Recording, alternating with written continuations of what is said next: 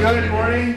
Welcome to the Board of Commissioners meeting for April 4th. And it's still snowed with snowy weather. I'm tired of the rain. Anyway, please join me in the pledge and then a moment of silence. I pledge allegiance to the flag of the United States of America and to the republic for which it stands, one nation, under God, indivisible, with liberty and justice for all.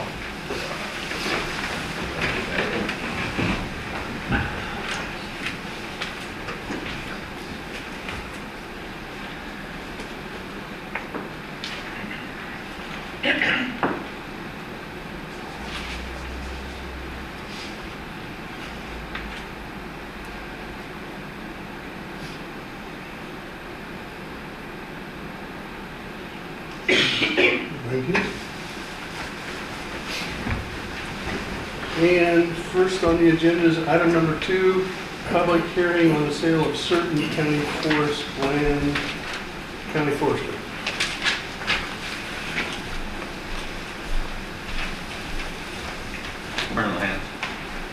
Good morning. Lance Morgan, Coos County Forester. Pursuant to advertisements which appeared in the World newspaper dated March 28th and March 31st, 2023, a public hearing will be held April 4th, 2023 at 9:30 to hear public comments on the sale of certain county forest lands per ORS 275.330. This parcel of land is known as tax account 277200, containing approximately 161.19 acres and is described in the attached order. Deposit of the Forest Parks Trust Fund. After the hearing, and if the board finds it in the best interest of the county to sell this parcel of private sale, order number 23-02-017L has been prepared and is ready for signatures. Okay, discussion amongst the board? Any discussion? Commissioner Taylor? No, sir. Commissioner Sweet? No, sir. Public comment on this item? Hearing none. I'll entertain a motion. Move to approve and sign order 2302017L for the sale of lands as stated therein. Do you have a second? Second. All righty. Any other discussion? All righty. All in favor? Aye. Thank you. Thank you, Thanks, Lance. All right, moving on to 3A, presentation of feasibility assessment of sea otter reintroduction to the Pacific Coast. Michelle Zawartis, is that correct? Swartas, yes. Oh, okay. Cool. Good morning. Hi, good morning. Thank you very much for having me this morning. I appreciate it. My name is Michelle Swartas. I'm the field supervisor of the U.S. Fish and Wildlife Services Oregon Coast Field Office. I talked to you about a year and a half ago, I think, to let you know that we were considering the reintroduction of sea otters on the Pacific Coast and to let you know that we were doing a study on that. I'm here today to give you a very high-level overview of the conclusions of our study and to talk about the next steps that we're planning and to answer any questions that you might have at this time. So if you have the next slide, please.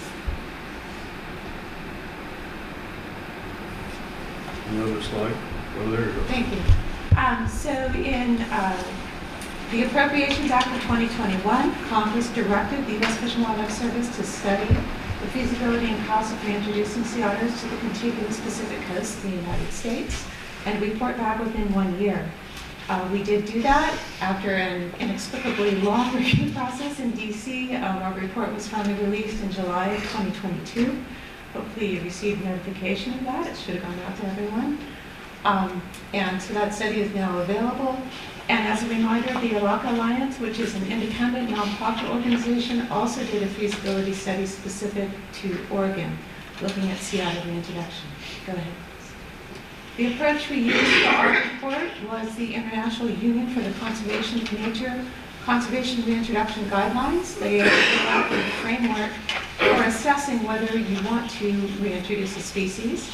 And the overarching criteria that they lay out is, first of all, to ask whether the conservation reintroduction will result in a net conservation benefit to the species and to the ecosystem. You can go ahead, Barbie, thank you. And then secondly, to evaluate whether reintroduction is a viable reintroduction option, to evaluate both the feasibility and risk that would be associated with that reintroduction. looking at it from biological, legal, and socioeconomic perspectives. I want to emphasize this lays out all the different steps of a reintroduction. We are in the very early stages of considering reintroduction. First of all, what we did is look at the conservation situation. Why would you want to reintroduce sea otters?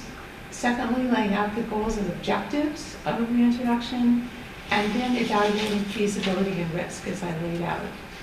I want to emphasize, you can go ahead one more, that we are not yet at the point where we have decided to propose reintroduction.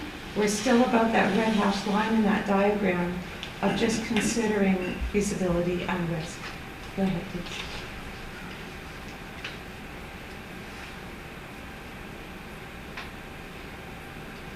You can go to the next slide. Yes, thank you. So here's the geographic scope of the area that we're considering.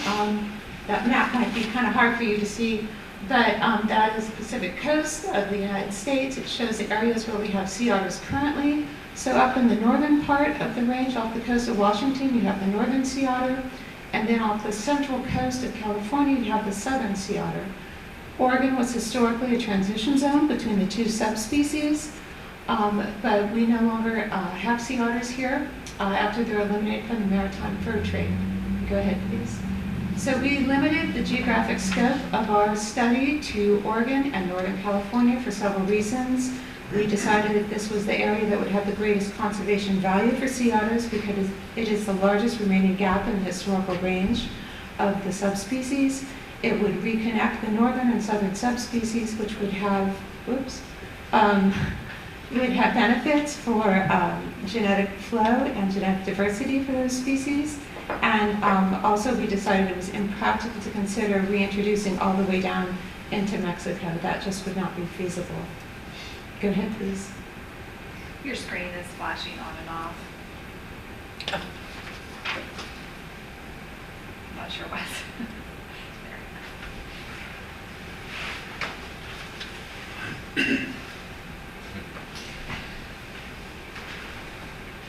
And you can go to the next slide when you're ready. Thank you. So the goals and objectives of a reintroduction, and you can hit the next button, to restore the species and particularly to benefit the southern sea otter, which is a listed subspecies under the Endangered Species Act. So restoring that connectivity and gene flow, as I mentioned, which would benefit the species, which has lost a great deal of genetic diversity, and could also expand the range and establish additional populations of the threatened southern sea otter to potentially lead to the delisting of that subspecies.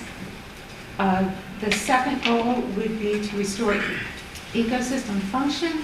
The Appropriations Act of 2021 specifically spoke to the keystone role of sea otters and the benefits that they bring to the ecosystem through controlling urchins in particular, and that leads to the restoration of kelp forests as well as seagrass forests. That all promotes biodiversities in the nearshore marine ecosystem. Kelp and seagrasses are very important in terms of providing carbon sequestration services. They sequester 20 times as much carbon as terrestrial plants do. And then there's all kinds of benefits to fighting the effects of climate change, not only through sequestration, but through buffering shorelines from erosion and reducing ocean acidification on a local level. Go ahead, please. So from biological feasibility, we have determined that there are suitable habitats and prey that are available, although once specific sites are identified, we would need to do further baseline assessments. There's a whole host of ecosystem services benefits that would be realized, as I discussed. And you can move ahead, please, on the slide. And finally, because of past reintroductions, we know that reintroduction is feasible. About a third of the sea otters in the world today are the result of past reintroductions, although we know that there could be improvements in the way that those were done, and we've got a lot of lessons learned from past reintroductions. Move ahead, please. In terms of legal feasibility, there's nothing that would preclude reintroduction from occurring. There's a whole host of laws that would be associated with it. The main ones I'll talk about are the Marine Mammal Protection Act and the Endangered Species Act. There's just a couple of constraints to be aware of with regards to these laws. For the MMPA, go ahead please, One of the things to be aware of is that there's a take moratorium on marine mammals. So once sea otters are introduced, you cannot just capture them and move them around. You cannot cull them if you wanted to. That is not allowable. The other thing is that there is a subsistence hunting exemption under the MMPA, but that applies only to Alaska coastal natives. That exemption would not apply to any tribes in the lower 48 states. The other thing is that specific to California sea otters, there's no possibility of authorizing incidental take in the course of commercial fisheries. So that could be a concern for some fishermen, although in practice this has not been a problem in California. Go ahead, please. For the ESA, I know a lot of people have apprehensions about ESA protections. We do have a provision under the ESA for reintroduction as an experimental population that allows us to remove those restrictions, so you would be left with only the MMPA protections. So it is feasible from a legal perspective as well. Go ahead, please. From a socioeconomic perspective, the potential impacts to be considered. This is where we have the greatest source of uncertainty, specifically because specific reintroduction sites have not been identified. But potential impacts, go ahead please, would be to shellfish fisheries. Sea otters do eat shellfish. So wherever sea otters and shellfish fisheries co-occur, there would be impacts to those fisheries. We do think that those would be relatively localized for a long period of time, because we anticipate that any reintroduced populations will remain very small and localized for many decades. In terms of potential benefits, go ahead please. There are much more diverse benefits ranging from the ecosystem services we've already discussed, benefits to finfish fisheries because those kelp and egress systems provide nursery habitats for important finfish. There are significant monetary benefits that would flow from the ecotourism industry that would evolve around sea otters, as we've seen in California and British Columbia. And then there are significant cultural values in terms of restoring sea otters for indigenous peoples and wildlife viewing values for people as well. So to circle back to our original question, is it a viable conservation option? We concluded yes, that it is feasible, and we concluded there would be significant benefits to the species and the ecosystem. And then what we flagged for further study are the socioeconomic impacts in particular. Go ahead, please. The costs that we estimated were $26 to $43 million over a 13-year period to reintroduce sea otters. And then the conclusion that has prompted the U.S. Fish and Wildlife Service to continue considering reintroduction is that finding that there is a significant benefit to the species and ecosystem. Go ahead, please.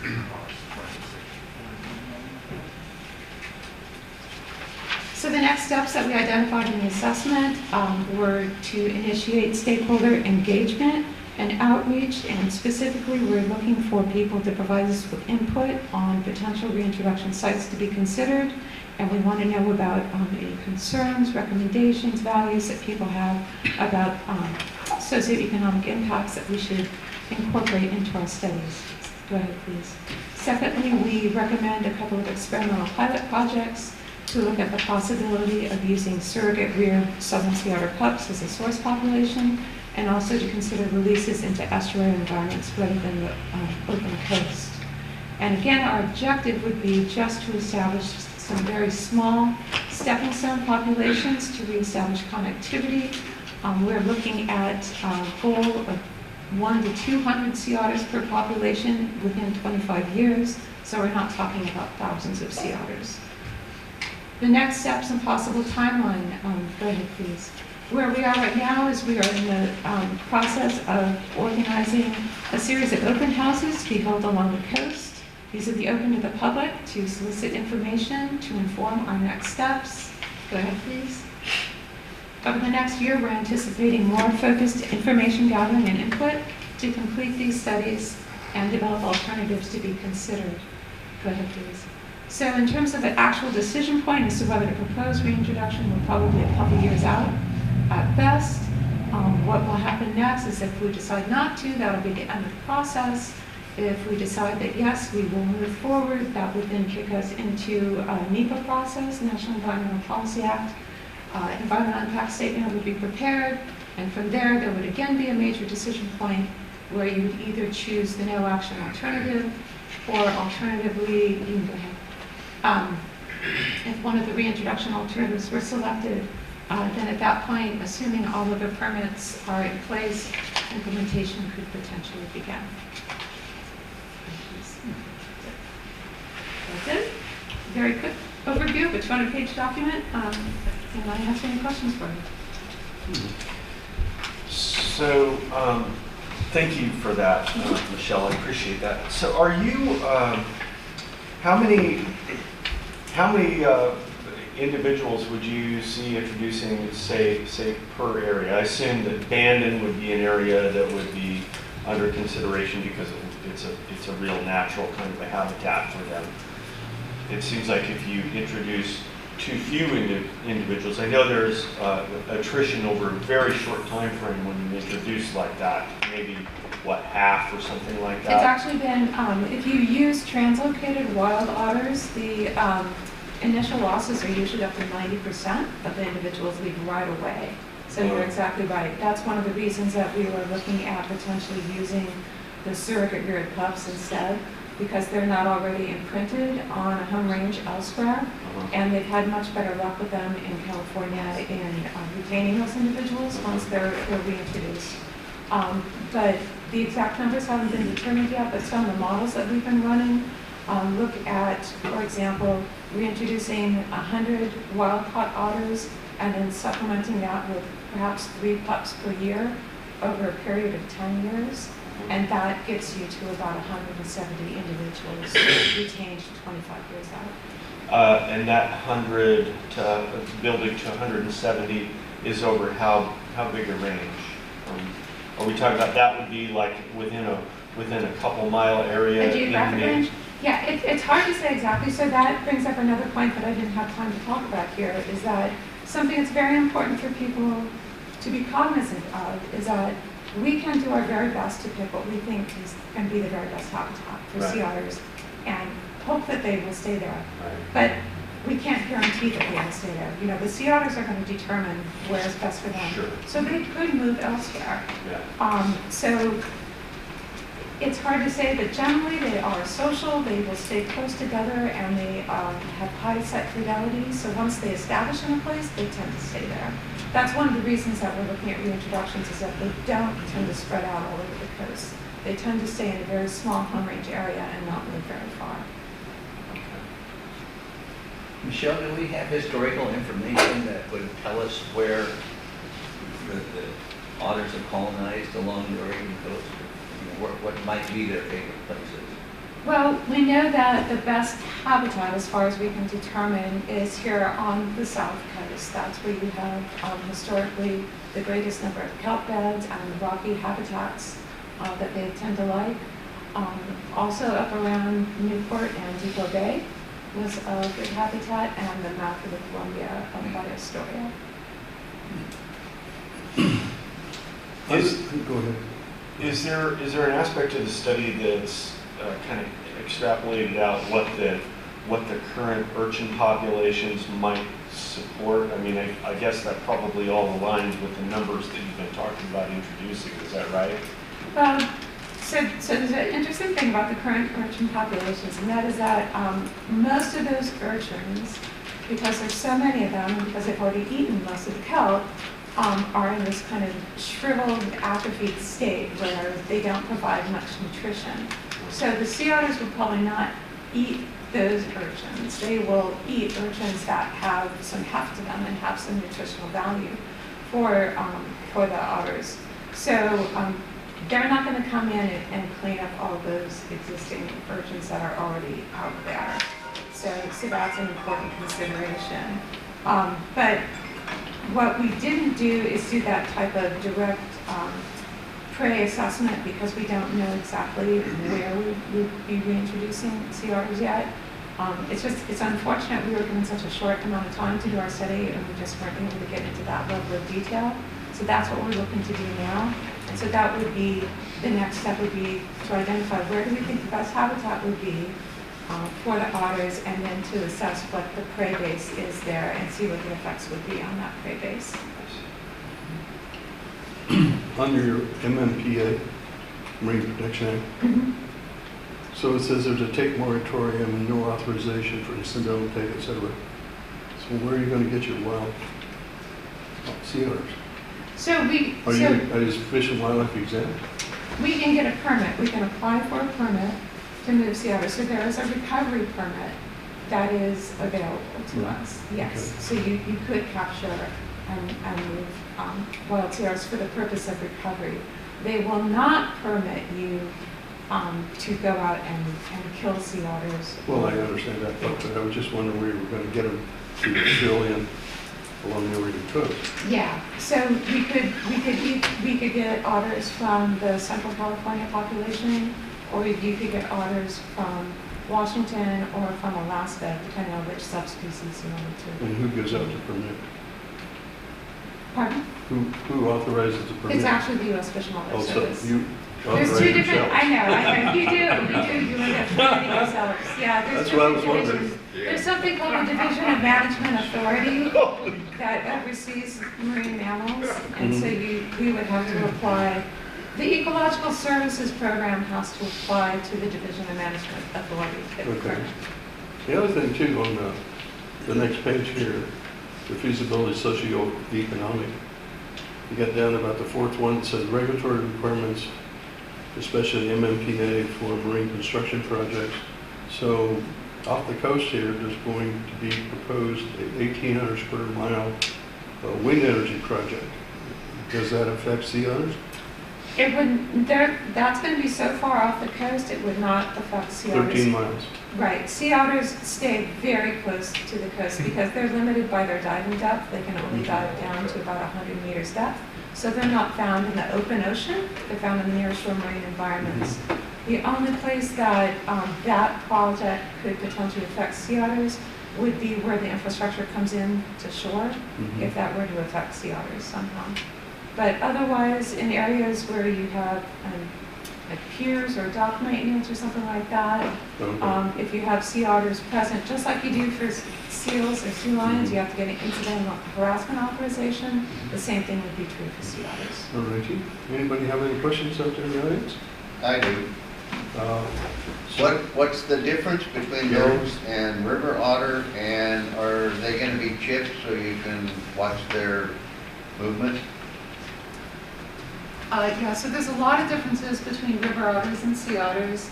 But river otters can be found in the marine environment as well. Sometimes they'll come out into bays and along the shore. But otherwise, sea otters are very much a marine species that live in the nearshore marine environment and eat shellfish. They don't come onto land very often. They're very ungainly on land. And they only have one tuck per year, for example, which is a big difference between them and river otters. River otters are all over the riverine systems throughout the United States. And your second question, whether Are they're they going to gonna be be chipped? chipped. Yeah, So- and that's one of the things that was not done in Pounce reintroductions. They didn't have the technology at that time to be able to trace them. And we're actually finishing up research right now, working with NASA on a satellite tag that will enable tracking of all the individuals. So All right, for thank the you. other people wanting to comment, would you please come up one at a time and address, say your name and where you're generally from, and because we can't get you on the recorder if you're way back in the audience someplace. Danessa, come on up.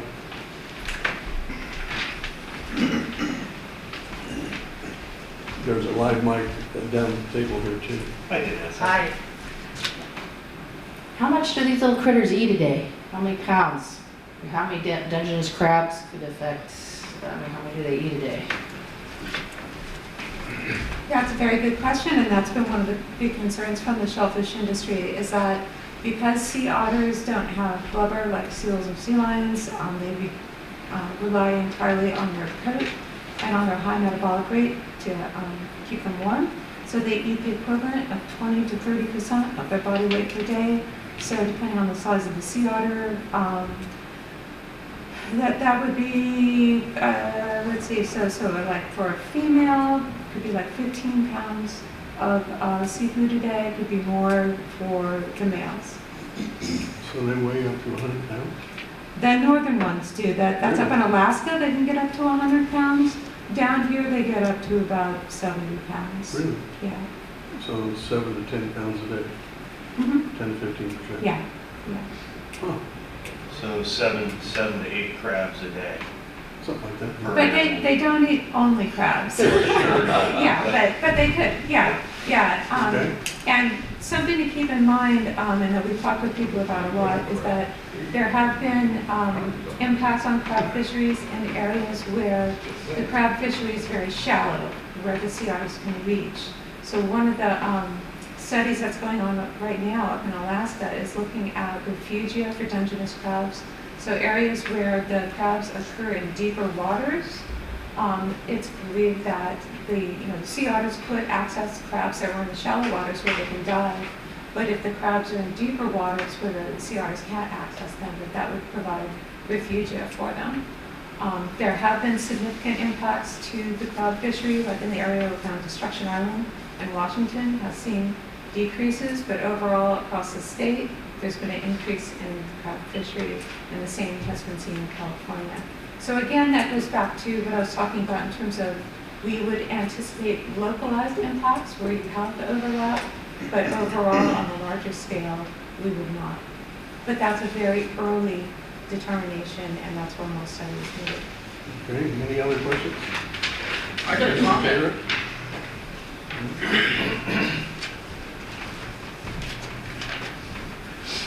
Rob Taylor from Bandon, Oregon, and boy, I wish Don Chance was here right now.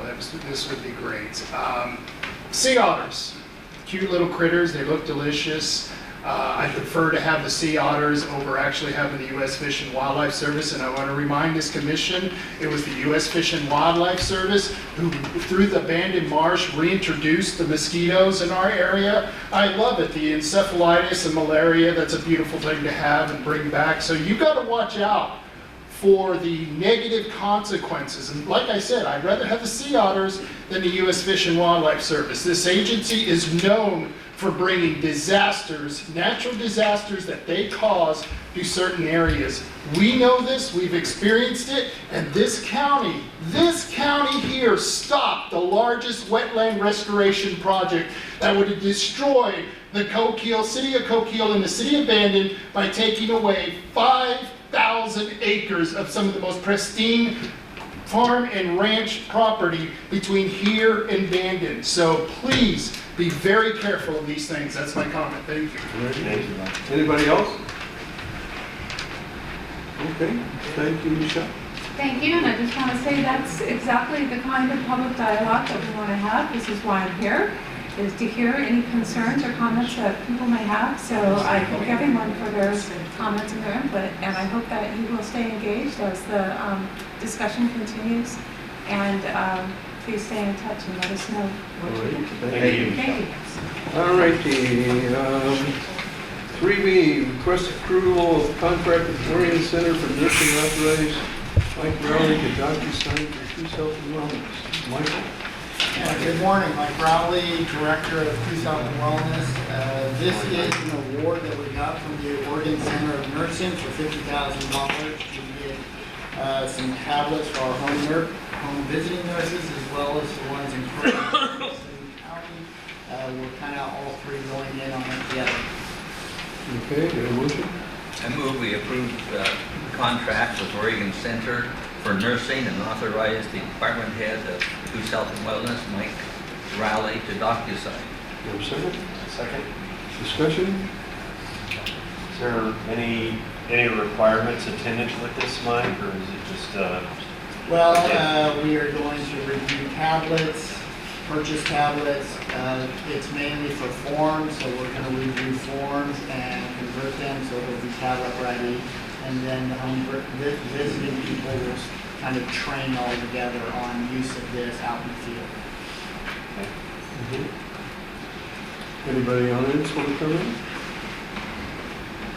Seeing none, all in favor? Aye. All right, 3C, request approval of amendment number 2 to network provider agreement with Southwest Orient IPA. Authorize Mike Valley to sign. Yeah, this is our major contract with our community care organization, Advanced Health, or SWIPA. It goes through SWIPA.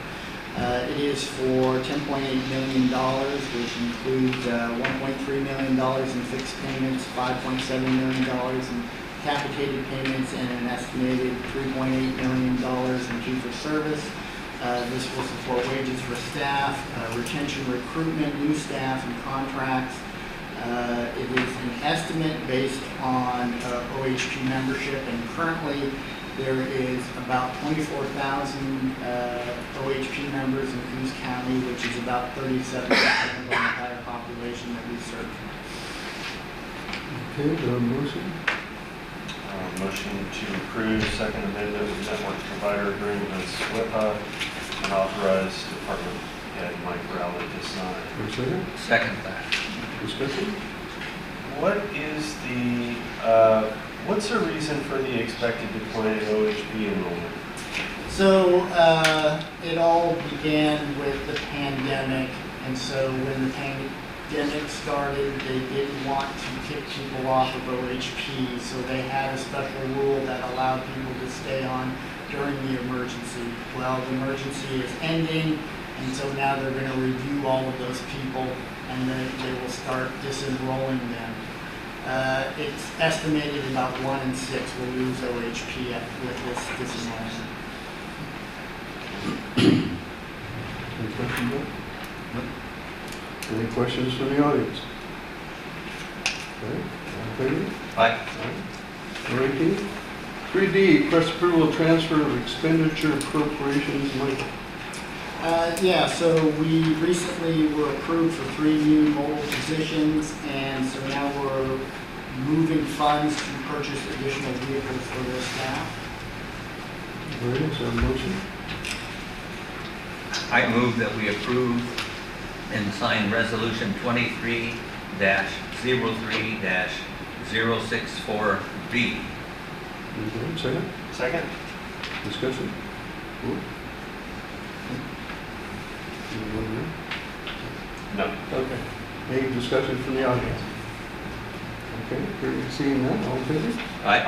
All right, cool. And I'd like to request a late agenda, if I may. What is it about? Well, it's Well- actually the purchase of the 2 vehicles. Oh, okay, that's it, okay. Got it. We gotta find, All right. oh, here it is. Move to accept the late agenda Items. items. Yeah, we gotta, under our rules, we have to move first to approve I thought we had having late agenda items, and then we gotta go approve the late agenda. I thought we needed to approve the consideration of each one individually. Yeah, well, we have to consider having any late agenda items first, and then we consider each late agenda. My motion stands. Anyway, I second. just for the motion. clarity, what do you got, Michael? Request to purchase 2 new vehicles for the MRT team, All right. not to exceed $85,000 total. Cars are gonna, anyway, do I have a motion? What we discussed? I move approval of, giving approval to purchase 2 new vehicles in an amount not to exceed $85,000. Have a second? Second? Discussion from the board? No? Discussion from, no? These are obviously brand new vehicles. Yes. Okay. You guys ever consider looking at good used vehicles that can be? Yeah, the last 2 we actually bought were used. Uh, And, honestly, we couldn't find new ones the last time we bought vehicles. How are those working out? They're working out fine.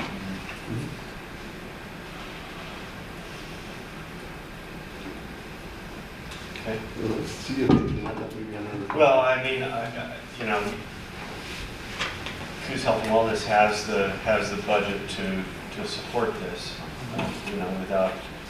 without a second thought, really. I wish that were the case for the rest of Oh, yeah. the general fund departments and so forth, but. Well, that's what I was thinking back when you were talking about $10 million coming in. I'm going, can you get one for the general fund too? Yeah, how about that? Any other questions? Any questions from the audience? Okay. Yes. None? Oh, yes. Mr. Taylor.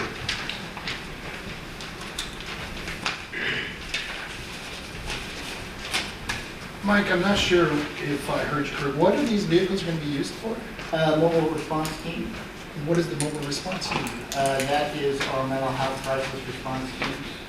So They're you'll be, 24/7, they go out across the county to any calls, they assist the police in any of their dealings with mental health. like anyone who's homeless, anyone on the street would also qualify for that? Or? Potentially, yeah, we deal, the mobile team deals a lot with the homeless. Thank you. I was curious. I understand the sheriff realized this program. It helps his officers deal with some of these folks. Okay, all in favor? Aye. I'm with you. Thank you. On to 3E, address approval of repairs for Oaks Pavilion.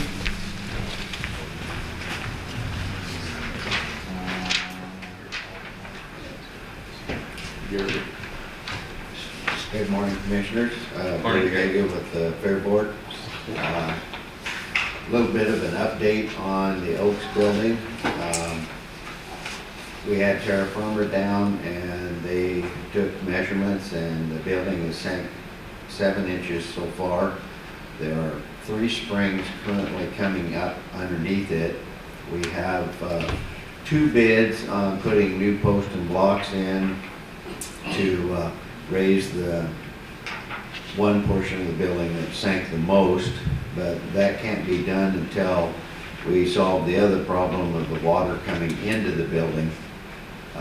There is a French drain all the way around it, but currently it's only a foot to 18 inches deep.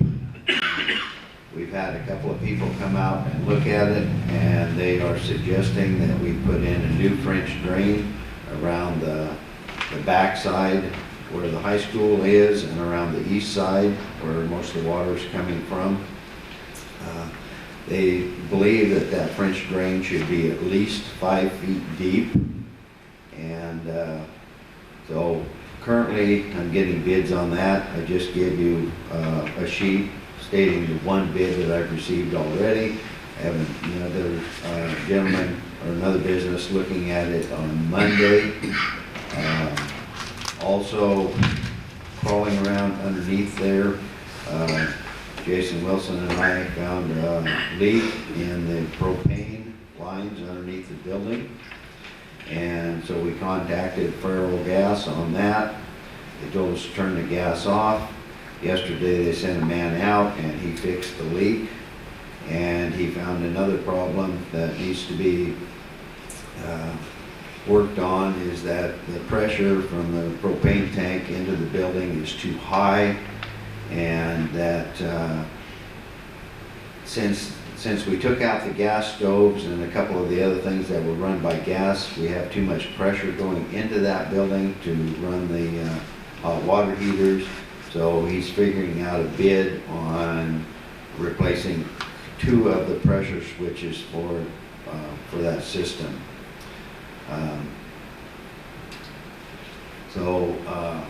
I think there was a request for $20,000 to put posts and blocks under the building, but I think that we're going to have to revert that to the new French drain around the back and sides, because that problem needs to be solved first before the second problem can be fixed.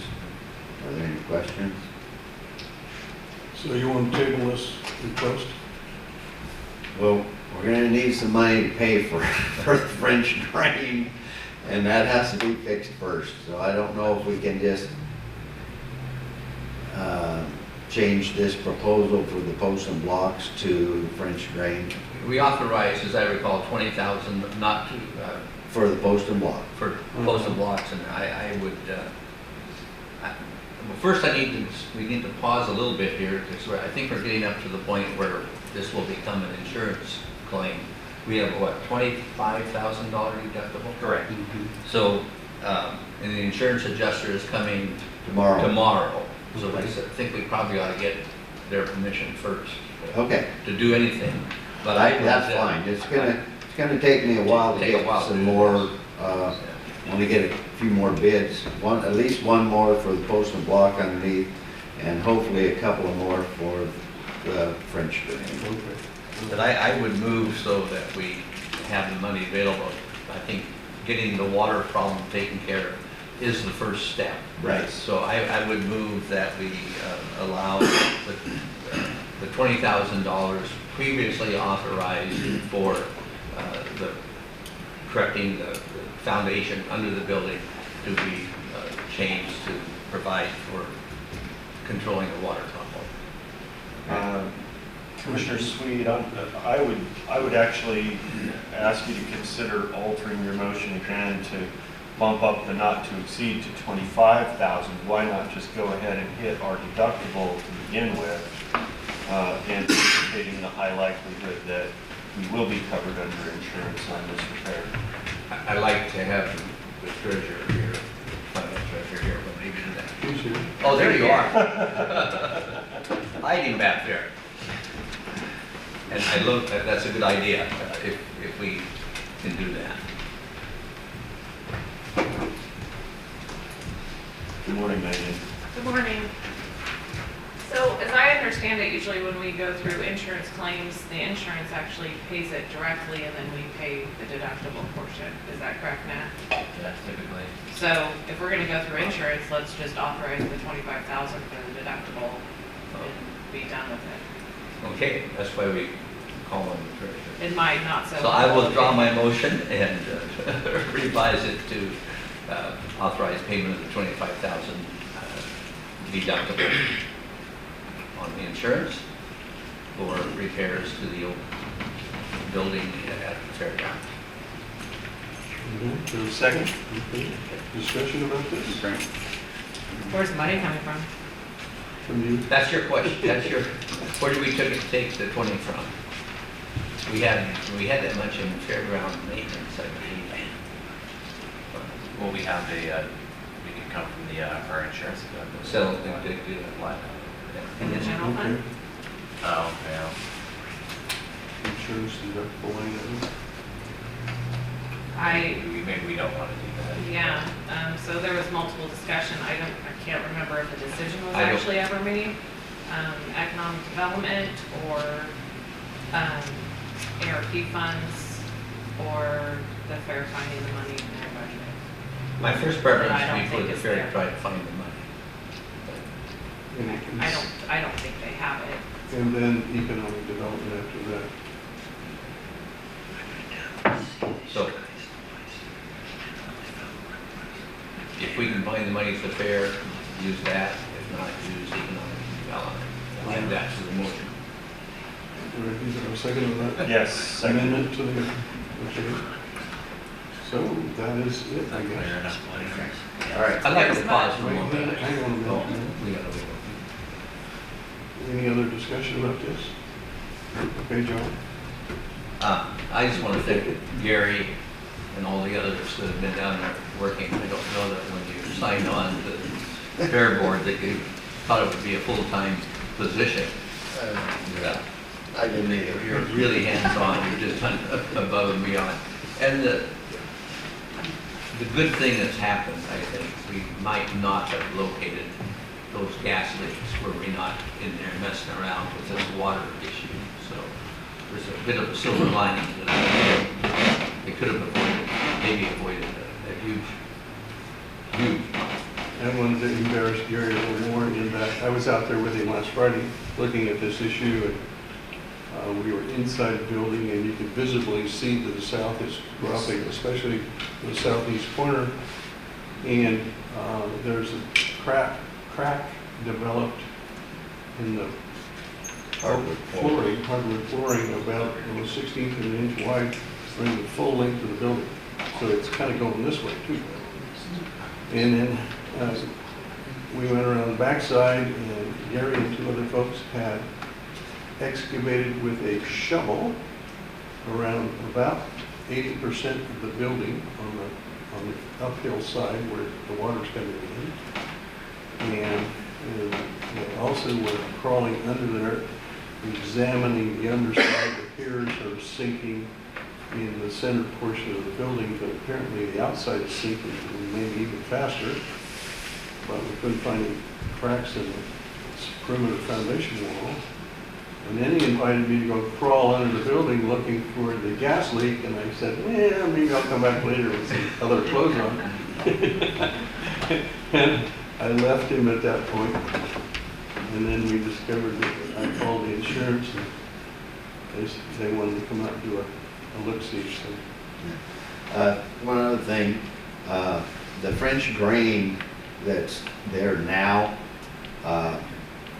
I don't know if it was put in correctly at the time, but as with looking at the new French drains and stuff, it pretty much shows that was done wrong. So whether it was right at the time when it was put in, maybe, but it's definitely not put in right now. Yeah, when Gary Gerger excavated down with the shovel far enough to find the drain, and it's only about that far below the surface level of soil, so it really doesn't do anything. Yeah, And then all part of the this catching gutters and is- downspouts were going into that area too. Yeah. Yeah. And when Commissioner Sweet and I went out and investigated it with Gary, we did crawl under the building. Ooh. Being much younger than Bob. Or nimble or something. But it does seem like the result is maybe resulted from the construction on the football field up the hill. And I agree with you, Gary, that and Commissioner Main, that drain needs to be, I think, farther from the building and get down to 5 feet. And then, of course, the rain gutters need to go into a solid pipe. That's been covered. Yeah, I know, but before, can you imagine this? The rain gutters, the downspouts, were going into a perforated pipe. Yeah. What? No, but apparently whoever did that didn't know what the heck they were doing. We've had a propensity to try to save lots of money. Thank Catching you. up with us. Thank you. All right, Did we vote? all in favor? No, I, All right, 3F, requesting approval to purchase golf carts. It says cars, but Yeah, that's, sorry, that's a misprint. Good morning, Craig Storm, Parks Director. Yes, we had in our budget to purchase a new pickup around the cost of like $65,000 for a new vehicle nowadays.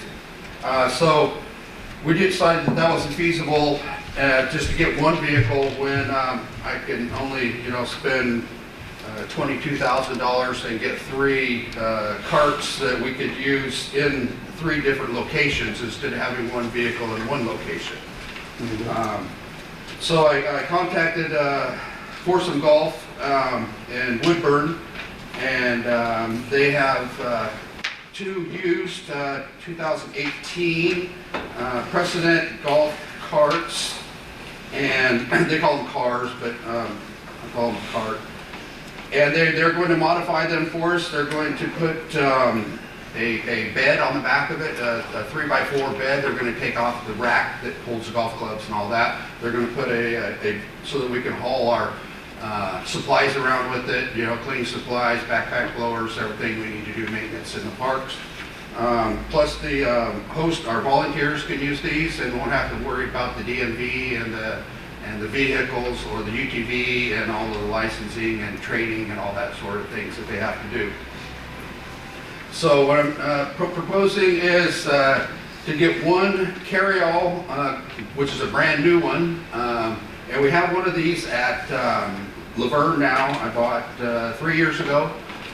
The fairgrounds has actually borrowed it a couple of times and used it during fair. We haven't had a bit of problem with this carry-all since we got it. And it's a brand new one, 2023. The other 2, which are the golf carts, are 2018s. And like I said, they will be used at 3 different locations, Powers, Bassendorf, and Riley. And for the amount of $21,999, and we do have this, like I stated earlier, in our funds. for this year. Is there a motion? I move we approve the purchase of 2 used and 1 new golf cart from Forston Golf Cars for the total amount of $21,999. Okay, is there a second? Second? Okay, discussion with the board?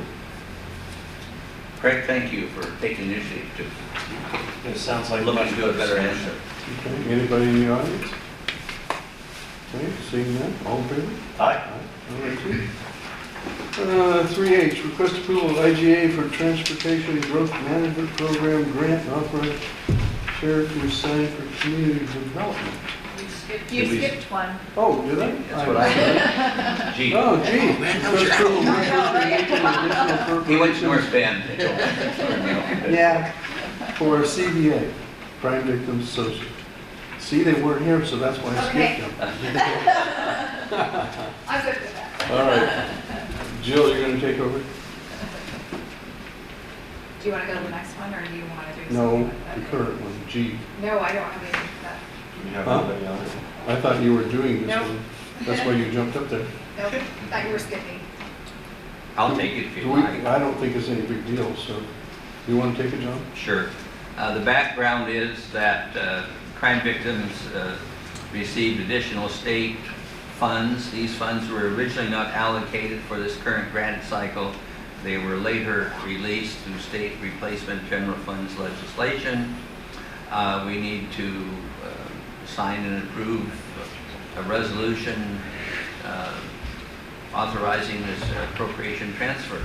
So I move that we approve and sign resolution 2303065B. Do you have a second? Second? Discussion?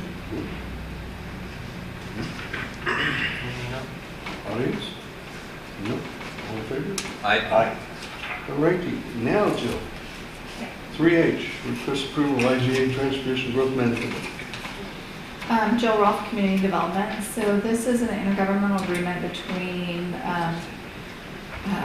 DLCD, ODOT, Confederated Tribe, and Community Development. And what this is Coos Head property was sold to or transferred to Confederated Tribe. It has a forest designation on it currently, which means that they really can't do a lot with it. So they've applied for grant assistance to rewrite a code that will apply to that property and go through a process so that they can develop the property. Okay. Motion.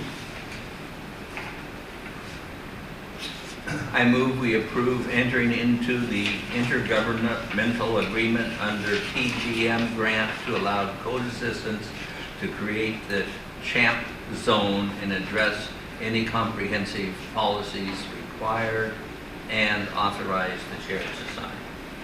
Do you have a second? Second. Okay. Discussion with the board? So we're just loosening up the planning zone for utilization of that particular property. That's a great summary. Yeah, so they have to do a master plan for this property, and they have the actual master plan done, but the zoning won't accommodate it. So now they're rewriting the zoning, and then eventually it will come back to the board to adopt the comprehensive plan. So this is going to be a development plan consisting of an interpretive center, conference center, and hotel, tribal center, recreational vehicle, and tent camping. So I guess one question that I have is, are we gonna, I guess we can now look at rezoning other forest lands for commercial use as well. You can do that at any time you would like. This is just the tribe seeking funding so that they have the expertise to actually write their application. Because the county can't write their application for them. So they're partnering to get that funding so they can write the application. And knowing this property as I do, the slope of it and the exposure to the wind storms, it's on the kind of southwest side of the mountain.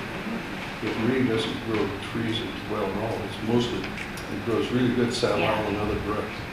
So when the comprehensive plan was adopted, if it was in a federal ownership and this was in a naval base, it automatically was zone forest. We didn't look at any alternative plans. So it was miszoned to begin with. It has water, it has sewer, it had intensive development on it at one time, a road structure, everything was there. So it should have never been designated forest land. Okay. Anything else from the board? Anybody from the audience? Yes. Mr. Taylor?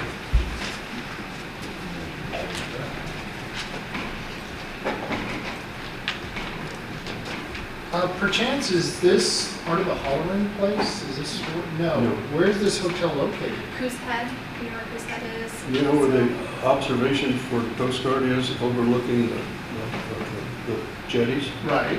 Well, it's back inland a ways and right above Bass North Beach parking lot.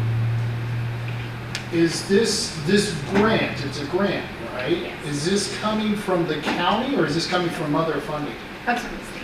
Comes from the state. Okay. Thank you. Anybody else? Okay. See, oh, Vanessa? Yeah, I think I heard someone say something I'll say before.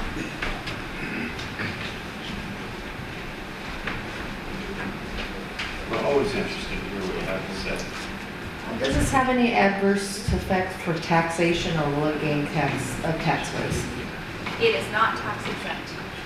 The only way it would become tax exempt is if they were to take it into trust lands. If it came into trust lands, they wouldn't have to apply planning and zoning to it. Sure. Good question. They go into trust lines by the DI. Yeah. Okay.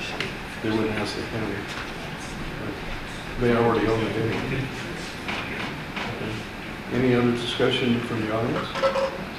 Okay, all in favor from the board? Aye. All right, good, thank you. Request approval order adopting road name storage drive. Derek's presenting them? Storage, yeah, Yeah, what kind of storage? yeah, or moving storage. So this is in the matter of the adoption of an official name of a road, Storage Drive, located off of Hauser Road, north of the city of North Bend. Order number 23-02-015PL. Basically, when you have a third access point off of a road, you're required to name a road, so this is pretty routine. It's already went through all the notice process and everything, we're just waiting for adoption from you. Okay, so, motion, please? I move we approve, oh, go ahead. Move to adopt the official name of a road, Storage Drive, located off of Hauser Road, north of the city of North Bend, order number 23-02015PL. Second. Okay, discussion?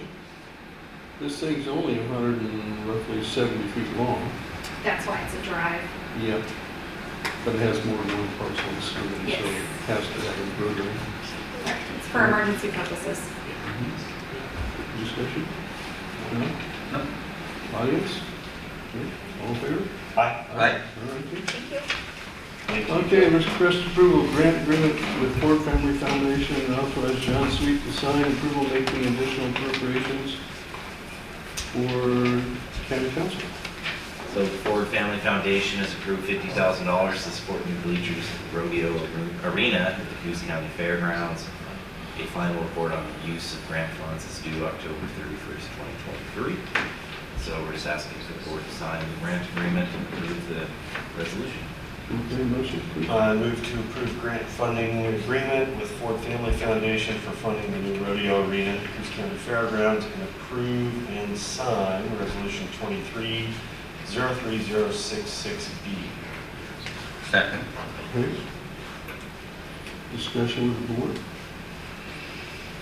It's a very generous contribution from the Ford Family Foundation that will enhance the usability of the rodeo grounds. It's awesome. I think this was part of a project that Gary again involved with to replace the old bleachers at the rodeo arena at the fairgrounds with new bleachers, which will be located right in front of the grandstand. It's about $135,000 project.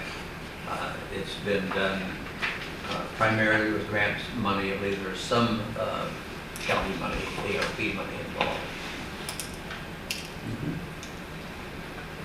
And should comment that given the revisions in the layout at the rodeo arena, if it ever quits being a swimming pool, we're getting a lot of interest in that. And one of the interested parties is the Youth Rodeo Association of Oregon. And I don't know yet, Gary, they haven't concluded to do it. Come up and I want to hear about that. Yeah, the Youth Rodeo Association was excited about our offer to let them use it for free. However, Columbia County came in and offered theirs for free and gave them money also to cover their stock contractor, which we couldn't afford. And so we got denied this year because they took the money. Well, I was there when they came down, and they were very, very interested, and I'm convinced that they'll be there sometime or another. And when they come, it's 200 families with their campers and their kids for a long weekend in Myrtle Point. So it's a good thing. Yeah, so we did lose them for this year anyway, but we are still a go for July 2nd for the Mexican bull riding. Good. Nice. Thank you. Ole. Anything else from the board? From the audience? Seeing none, all in favor? Aye. Aye. Thank you. 3K, rest approval of joint funding agreement for river gauges. This is an annual request through USGS to fund the river gauges. This one particularly is on the South Fork of the Coquille River. We have one at Powers, one at Myrtle Point, and one at Coquille. Basically, it alerts dispatch to alert all ranchers and farmers and homeowners along the riverway if we're going to have a flood. Now, I know sometimes Commissioner Sweet refers to it as Bob Main's ideal fishing time to go steelhead fishing, but I didn't even go this year because there weren't any steelhead.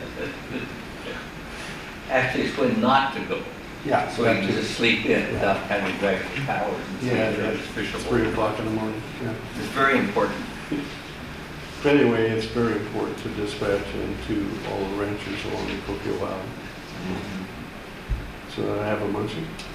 I move we approve the joint funding agreement with DOI USGS in the amount of $13,585.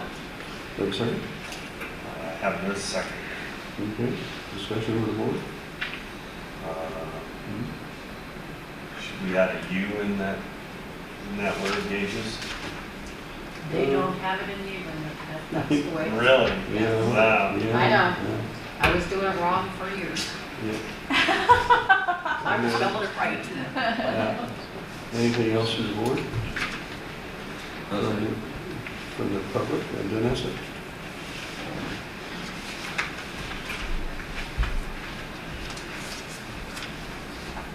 You might want to sit up front, closer.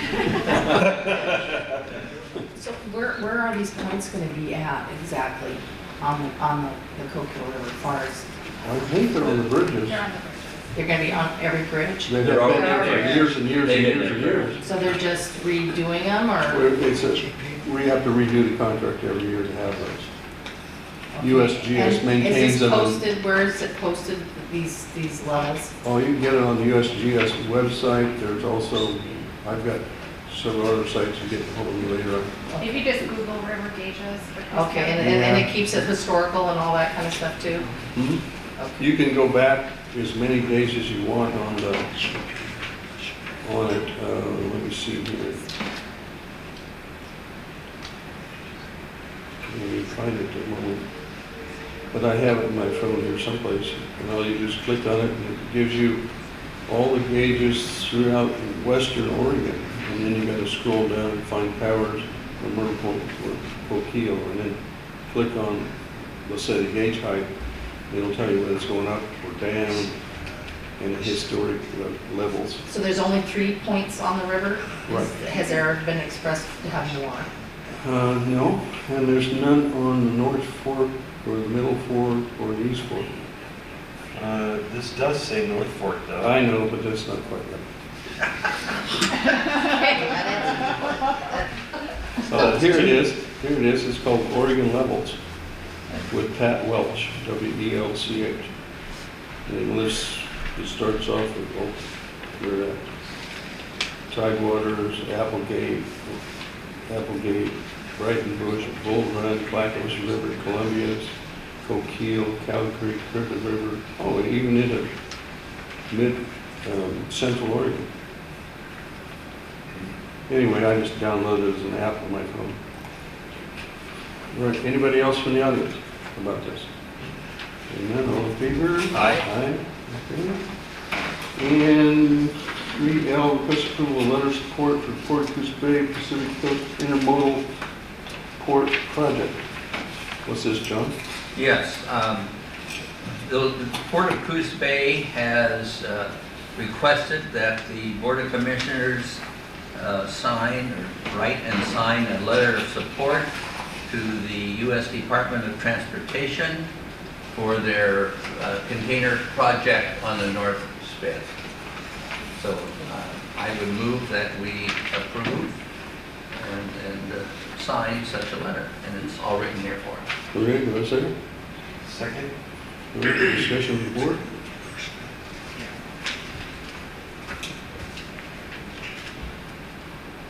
I wonder if there's any avenue that you could take to accommodate a greater percentage of, to reduce the special taxing district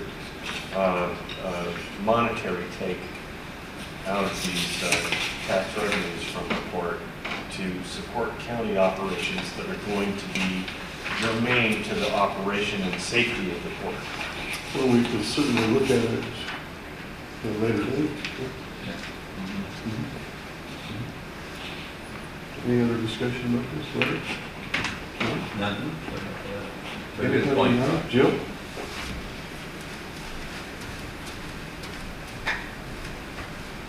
I'm just going to remind you that there will be a land use application, so even though you're supporting the project, as far as supporting it, we had this come up before in Jordan Cove, and I just want to make sure that, you know, when you disclose anything, that you disclose that you did support the letter, but that was in your role as Board of Commissioners, not as a land use decision. Right, this isn't addressing criteria Yes. for approval of land use decision, and we did have this issue arise, as you mentioned, with the Jordan Cove project, where there was a letter of support that was litigated. We went to the Court of Appeals and we won on that issue. It was deemed that, you know, a politician can generally support the concept of a project so long as they're not making some sort of commitment to approve it without looking at the criteria. So what happens is if the decision were to come before the board, then the board would say, while we have signed letters along this line, if the board approves it, you know, we're going to look at the criteria in this case and make an objective decision based on those criteria. It's just to protect you in case of an appeal later. Okay. I think Mr. Taylor had his hand up. Yep.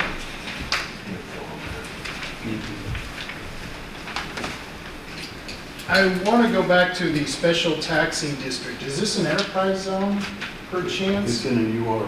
It's in the UR.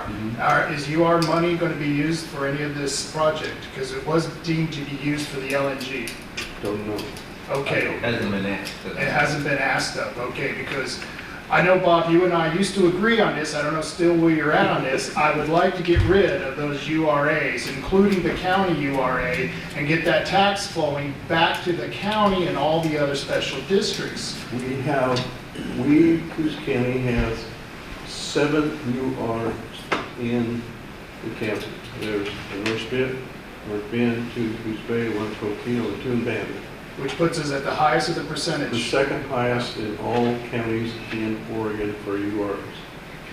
they extract, and if you weren't here at the budget meeting yesterday, where we're going to be extremely difficult for the 25-26 budget to make ends meet, and who knows what's going to happen, but there's no funding yet available. But those 7 URAs, well, they may do good work, quote unquote. They extract about $450,000 out of the general fund budget, of which we only get $6 million in property tax now, roughly, and the jail is set just by itself without all the other general fund departments. Why do we get rid of them? No, I see it every board meeting. Yeah, almost, and I think we need to get rid of Maybe these. it'll I think it's time resonate that we pretty start soon. looking at that, because all they're doing is giving money to very wealthy developers. You know, I'm sure the Drobots appreciate the $100,000 or so they got for development, but I think they can afford it. They took all that money for their dad for that workforce scandal back in California. I think that there's, you know, it's a waste in many ways. And I think instead of giving money for facades for businesses, I think it would be better to have that money to go back to the county so you can pay for the things you actually need. These are necessities, and we're paying for luxuries. And the urban renewal, and you know, you can go back to the 50s when the federal government had urban renewal. Talk about a racist industry. I mean, you know, they used to call it Negro Removal Project because there was neighborhoods that were predominantly black and other minorities who are getting shredded apart by federal urban renewal money. This, you know, and it's the only agency that has eminent domain powers, or one of the few agencies that has eminent domain powers. It's bad, and I seriously think we need to start looking at that. And the one way you could get rid of it without making it obsolete is make the cities vote and we tried to do this, to make the cities vote on any changes that they do with those urban renewals, either increasing the debt, whether expanding the zones. And, you know, and I want to go back to the enterprise zones. They keep talking about how we have a lack of housing. Why don't we give enterprise zone exemptions to people who are building houses, apartments, mobile home parks? Why don't we do that instead of giving it to multi-billionaire businesses? I don't understand the way we think in this country. And it's not your fault because you didn't create the system. It was created by the state. And so that's just been one of my bugaboos for a while, you know me. And one of the things you don't know is, last week, I received an email from AOC, the Association of Oregon Counties, stating that one of their staffers was going, and the AOC was in favor of supporting an extension of the URAs for another 10 years. And I went, what? So I started emailing back and forth. I got the director, I got all kinds of people, and said, what are you doing? We, the county, support AOC, and you're trying to take funds away from the counties? Literally. I mean, what sense does that make? I was kind of hot, and You know why it is. Commissioner Freeman joined in on that from Douglas County too, not happy with it. Not happy with it because, and you know what it is? Because there are special interests who are pulling money from those URAs, and it starts up in Multnomah County, who's pulling what, about $100 million now out of the schools? I mean, it's ridiculous. Yeah, those businesses, those investors and developers developing those properties, if it's not viable on the face of it, then it shouldn't be developed, and those resources should go to housing, absolutely. Mr. Thompson?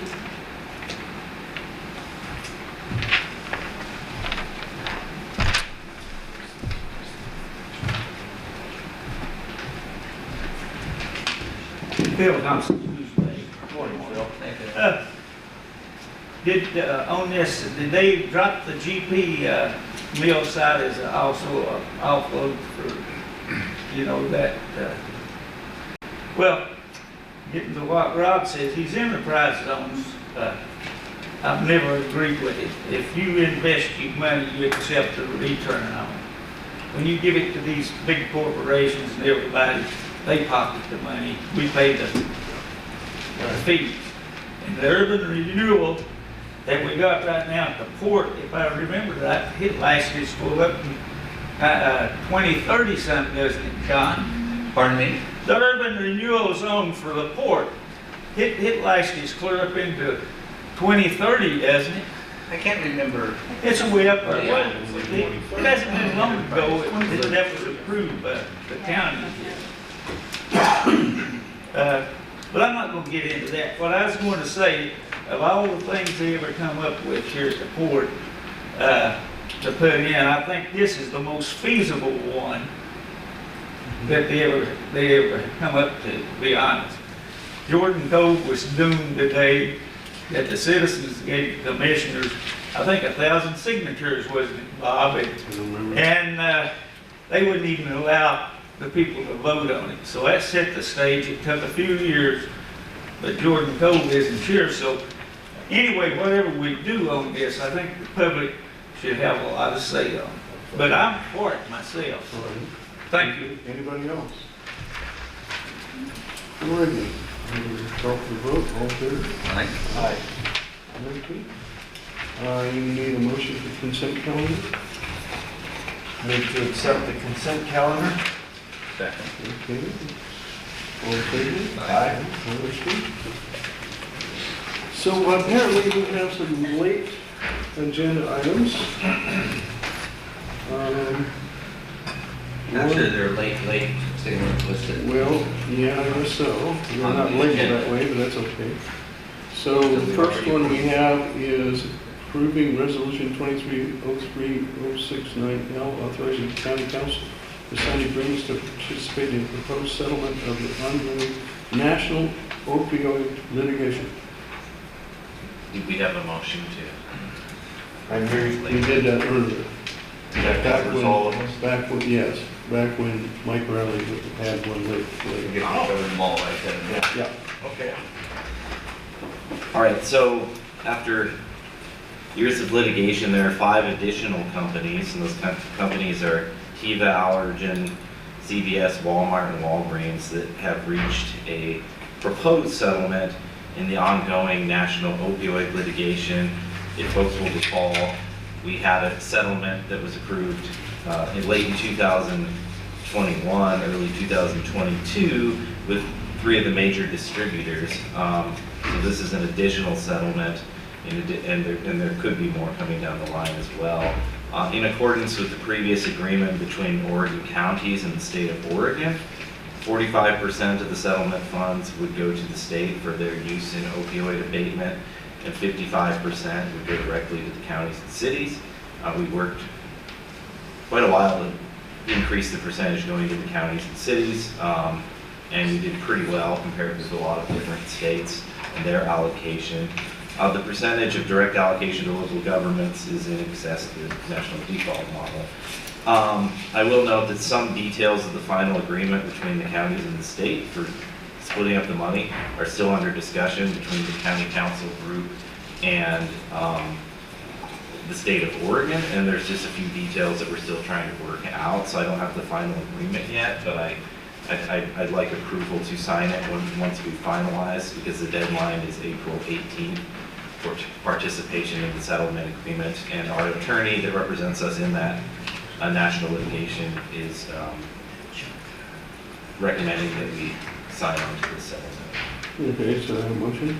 Move to approve resolution 2303-069L, authorizing county council to execute agreements for Coos County to participate in the proposed settlement in the ongoing national opioid litigation upon resolution of discussions with the state of Oregon. You have a second? Second. Okay, discussion. Board. Keeper of the coin has something. The keeper of the coin, otherwise known as Megan. Do we know if the fund's uses are going to be the same? In other words, can I put them in the same fund, or do I have to set up a new?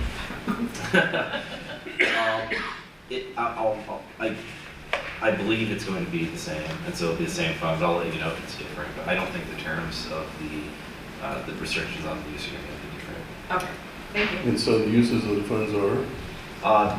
There's a huge document that talks about where you can spend on it, but it can be boiled down to opioid abatement, whether that's treatment or buying Narcan or any of those sorts of things. It has to be very specifically used to alleviate the opioid epidemic. Okay.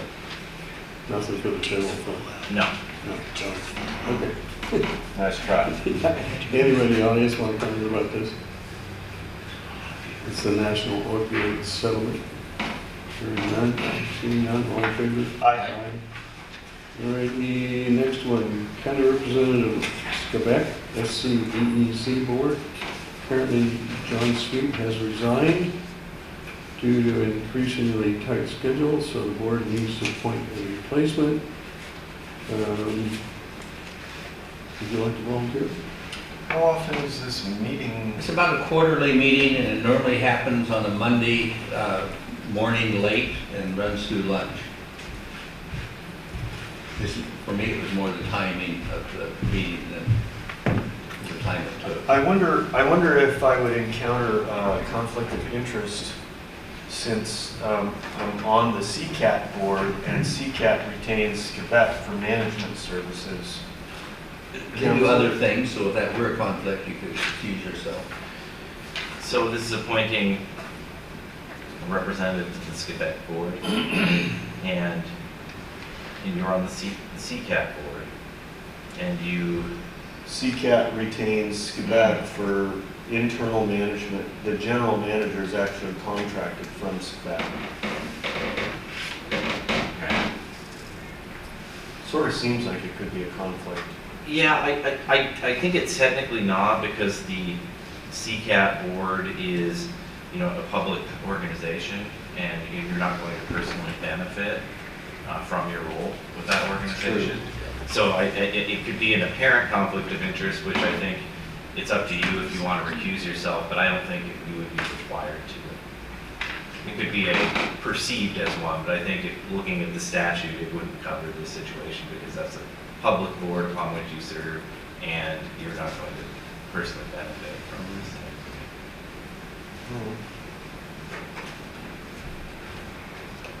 Yeah, all good. Okay. So I need a motion to I appoint. move that we appoint Commissioner Taylor as the county's representative to this Quebec Board of Directors. My second. Any discussion? Anybody? Hearing none, all in favor? Aye. You're it. County Representative on Workforce Investment Board. Discuss finding a replacement county representative on SOWEB Board of Directors because it was vacated by Commissioner Cribbins, who used to be on that board. I received a telephone call or an email from Kyle Stevens, the Southwestern Oregon Workforce Investment Board Executive Director. He informed me that the Workforce Innovation and Opportunity Act that the Southwestern Oregon Workforce Investment Board operates under require a county commissioner from each of the three counties, Coos, Curry, and Douglas, that are covered in their area of service. Melissa Cribbins had filled this role for us previously, and they were reminded, Kyle was reminded they needed to reach out to the county to identify a replacement. The time commitment is minimal, has been for the past few years at least. They met once a year for 30 minutes or less to approve their budget, and a few more times during the year to appoint board members. And the meetings took place at 7:30 a.m. in the mornings in Coos Bay. So what they're asking is that we replace the county representative on the SOWEB Board of Directors. You want to do it? Well, I can do this. It doesn't conflict with me time-wise. Are you up that early? He's usually here at 7 o'clock in the morning. I would nominate John Sweet for the SOWEB board. I'll second that. Okay. Any discussion? Since we rambled on Okay, it. thank you. How come you got that scot-free? I'm the You're chair, there, so I yeah. have to look back and forth. I get to look at each one of you and go, you're gonna do it. All right. Any discussion by the audience? Seeing none, all in favor of John Sweet being on the SOWEB board? Aye. Aye. You're it. Oh, okay. All Thank right, you so much. commission reports. Who wants to go first? I guess I can. We purchased a new e-force server for the SO, Sheriff's Office, because the other one was aged and wouldn't handle the needs for the Sheriff's Office. They went and viewed Eagle View, which was really interesting. It was an aerial system, they fly over at different heights and take pictures of all the property in the county. It has all kinds of uses, especially for the assessor's office, planning office, etc. Except that it was a 6-year contract of $635,000, and I went, sucked my breath in and went, oh my gosh, when we're faced with a huge budget shortfall in 2 years, so that wasn't so good. Went and met with some folks on Operation Rebuild Hope, and they're trying to reorganize and get back on track, and they have some really good ideas, some good people on the board now, and hopefully they'll be able to get out from under some of the issues they've been having. And I went with Gary, as I said, out at the Oaks Pavilion. And I think we all participated in the County of Forest Trust Land Committee meeting when it was last Friday at 1 o'clock, I think. What else? That's it for me. Anybody? Yeah, the County Forest Trust Lands Committee meeting, we did all participate. There was an extensive discussion about how to handle the state's, really, I mean, trust is the wrong word. It's a misnomer here, because the state really can't be trusted. And so how do we as counties get the state to conduct themselves in the management of these trust lands in a way that actually yields some fiscal benefit to the counties? And, no answers were forthcoming in this meeting. And it seemed to me that there was a lack of fortitude, a lack of creative approach to solving this problem. I do have some ideas that I'm not going to actually discuss at this time, but I think that in the interest of the people of Coos County, we as commissioners are going to need to be prepared to take a courageous stand to force the state into a position to yield back to us the benefit that we're supposed to be getting from those lands, especially in the face of continued, relentless, unfunded mandates that are handed down from the state. It's not fair to the people of Coos County, and we're going to have to all stand together against this kind of injustice. Commissioner Sweet and I, a couple weeks ago, went out to the Oaks building as previously discussed. So we're looking forward to seeing those repairs get proposed, bid, and executed in preparation for the fair.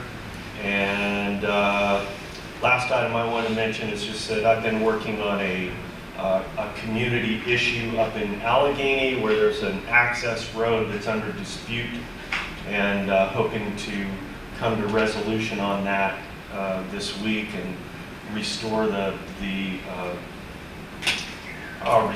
cohesiveness of a community, and hopefully provide protected access to the cemetery up there. It's been a great privilege to be able to be involved in that, and I think that's all I have. John?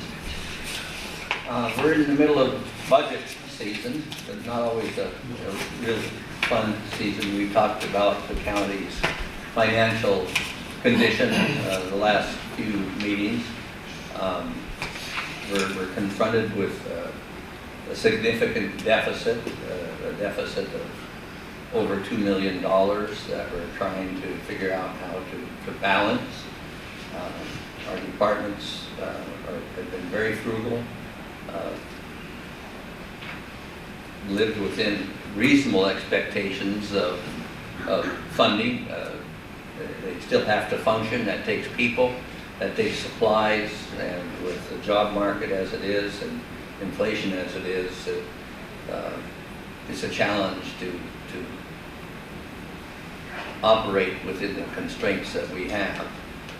We are fortunate to have some reserves, only because we have available to us some money from the American Rescue Plan, one of the COVID sponsored enterprise pieces of legislation that gave a lot of money to local governments. And we've not spent that holding it for an occasion like this. So I think can get through this year. The bad part is that once that American Rescue Plan money is gone, which we estimate will happen if something other than, I don't know what else would happen, but we have enough to balance our budget this year and perhaps next. And after that, it gets more difficult. So we're kind of operating on borrowed time in a way. There are some answers, but they all cost money. And at some point in time, I think we have to be responsible within the county for generating that money ourselves. We're not quite there, but we are operating on borrowed time. You want something fun? Yeah. That We haven't been real. so, no, I just want to make sure that I've been trying to, I really welcome the opportunity to have you all here to share with you the financial situation of the county. We're not in a particularly strong position. I think we've done a remarkably good job of minimizing our taxes, at least the taxes that go to run the county. But at some point in time, we either have to add more money or fewer county services. I thought it was supposed to be a happy note. No, I had to complete myself.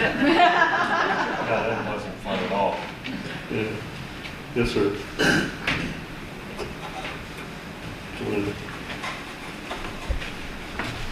Kind of Where hard. have you been? We haven't seen you for Hard to hear years. it being dumb back here. I'm wondering about the 600,000 and who's getting up Frank Williams and who's getting that, who's spending that, where's it going to go? And I was very curious about the if you folks are going to get some of this timber ground back that we give away. Some of the other counties said that, I believe it was the Capital Press, I read it, there was some of the other counties was going to go back and try to get that ground back, the forest back that we had give away, and they're not holding the contract. There was a bill before the legislature for Coos County to get those lands back. It died in committee. Yep. And the same lands throughout western Oregon, the 700,000 plus acres that the counties turned over to ODF back in the 40s and late 30s. That's what Rod was talking about, because the Oregon Department of Forestry Committee has decided they're going to have 55% of all those lands locked up for the next 70 years. So these are the same lands that Coos County and other counties involved with these county forest trust lands sued the Oregon Department of Forestry and the state of Oregon for recovery of damages, both past and future. And the total amount of the suit was about $1.1 billion. The counties prevailed at the circuit court in Lynn County at which the case was heard, but the award was thrown out by the Oregon Court of Appeals. Is that not correct? Correct, and not heard by And- the Supreme Court. And the Supreme Court has denied hearing it. And before I sat in this chair, the first I ever heard of this case, I was absolutely opposed to that monetary settlement and took the position that what should happen is those lands should be given back to the counties. Right. I maintain that position, and so we'll continue that fight. Good deal. Thank you. All right. And from yesterday's budget discussion of different departments, one person in this audience will be pleased to know, sitting in the audience, that the tax department is going to change vendors for the tax bills.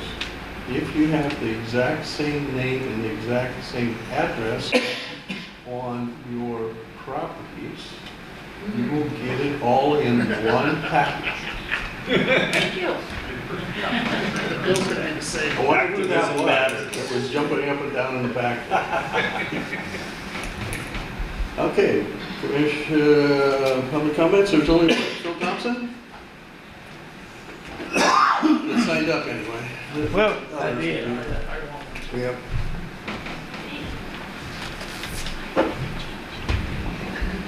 Phil Thompson, Lance has decided he'll straighten me out and save you guys the trouble. Is that an impossibility or Well, just an I attempt? don't know. I think I can take it. But one thing I'd like to ask, when we signed up for the comment today, you had two sheets, you had one on a public hearing, and then on citizens' comment, they was in a row there. Now, public comments, or whatever you want, that's exactly what it is. But a public hearing, you don't have a 3-minute rule or nothing on a public hearing, do you? Well, that's what I'm saying. It was pretty confusing Okay. the way you had it laid out there All right. and so forth. But other than that, yeah, Lance will take care of it. Okay. Matt? Let's comment on that while Matt's coming up. The white form is just a record that you were here. That's nothing more than that. And it's optional, you don't have to Just sign it. And the colored sheet is if you want to speak. Yeah, it's this one here. But the white one is just normally a sign-up sheet that you would do. In case we need to get a hold of you and we didn't know who you were. Morning, Matt. Hey, good morning, Matt Williams, Tuesday. So yeah, I obviously didn't put my name on the sheet. I was so used to not having public comment, I totally forgot.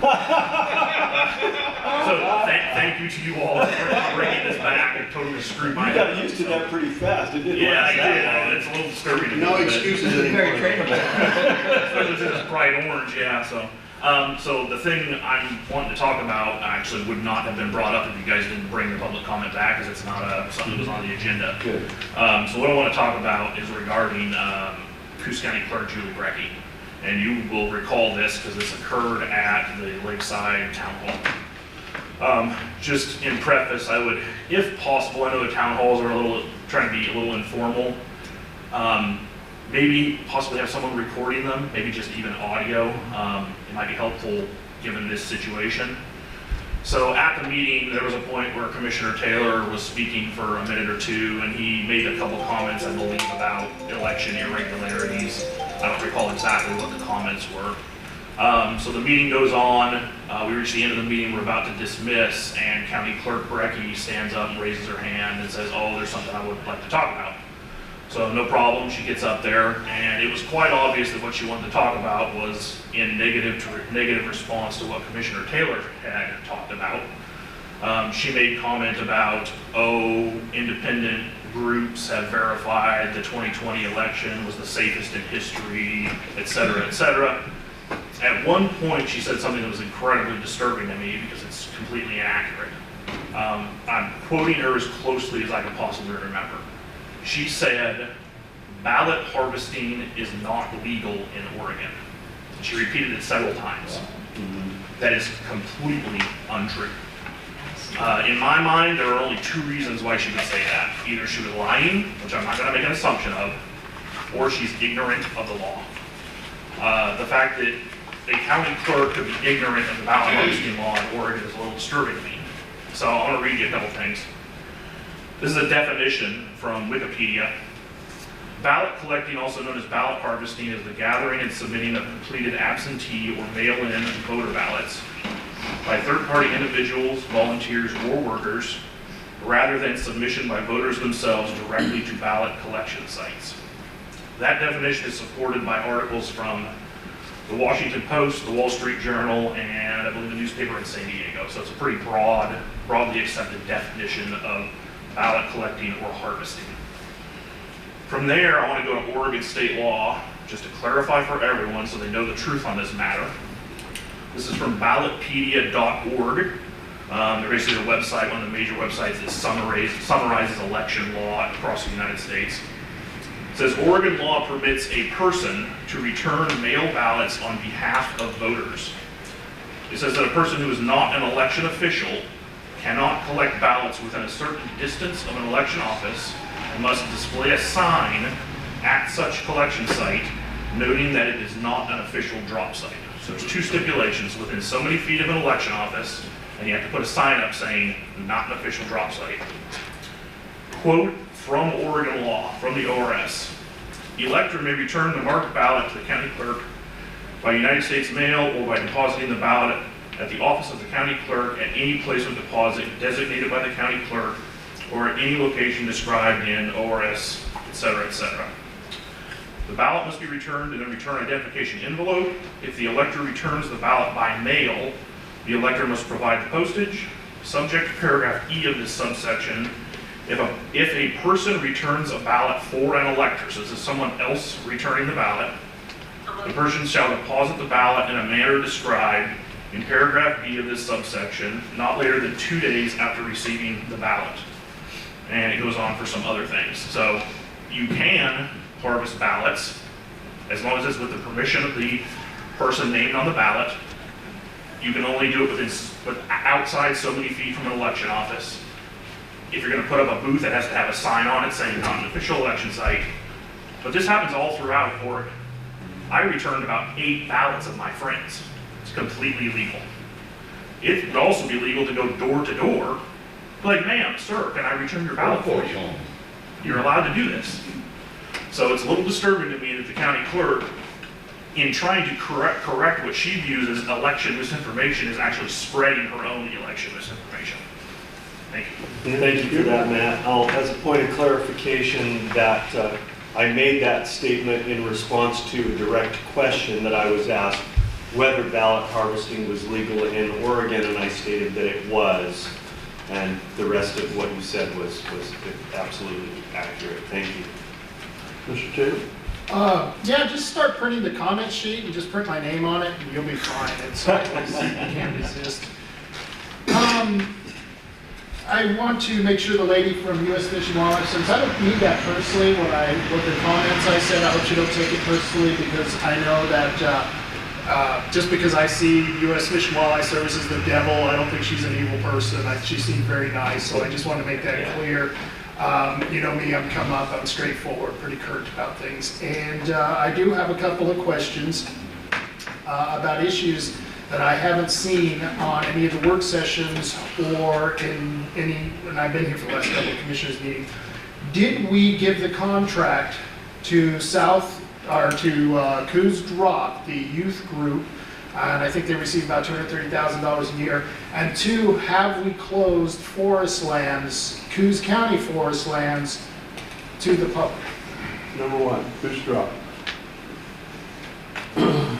I resisted Coos Health and Wellness providing money for Coos Drop because I felt uncomfortable with Coos Drop.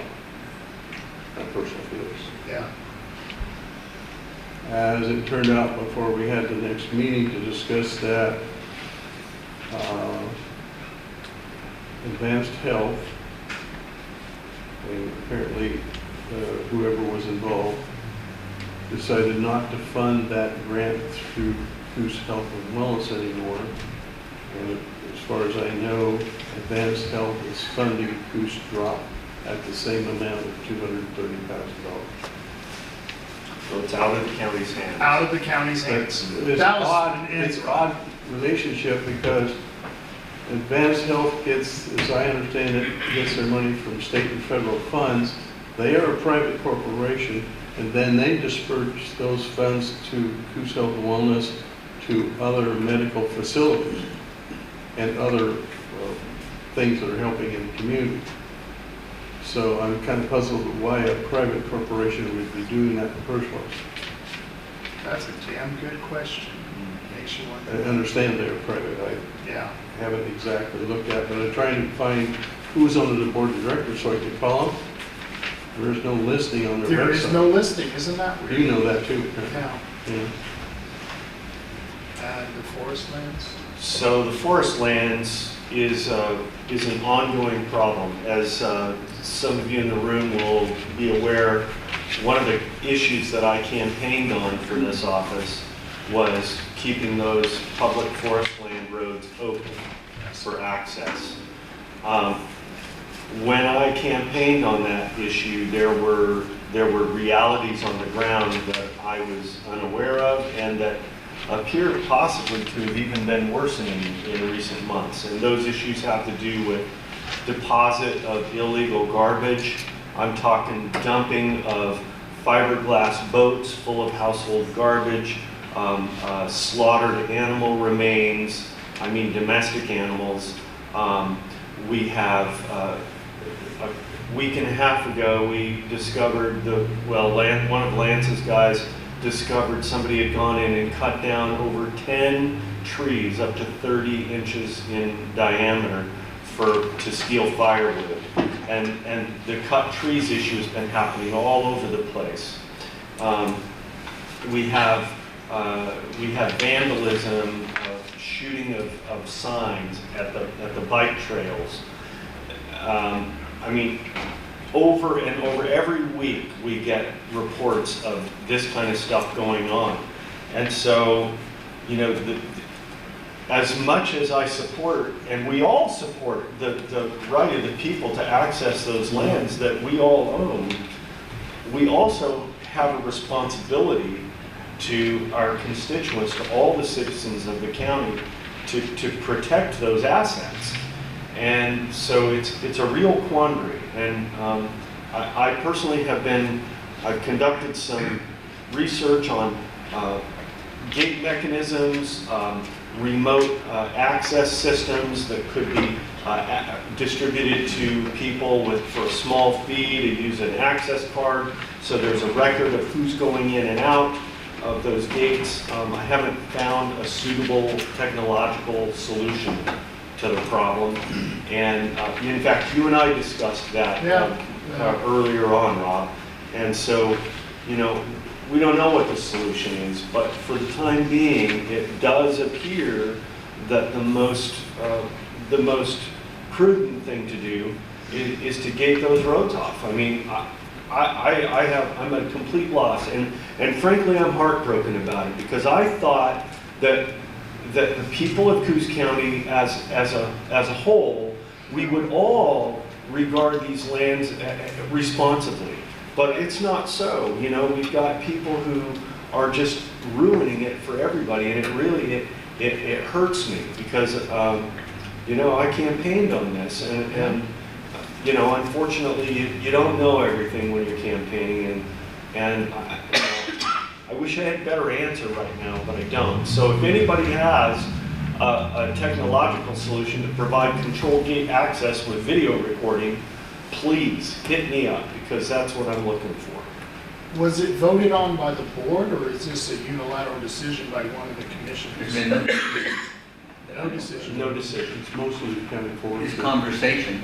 Yeah. But you would, if you do close the land, is that something you have to bring forward for a vote at a commissioners meeting? We need to have a work session or something. I'd appreciate it. But normally we have meetings later on this year when we get the fire season, then we shut things down. You have to shut it down anyway. That I can completely understand. And you know, maybe some others don't, that I was talking about the 6 million we get in property tax, it costs 70 million in the jail.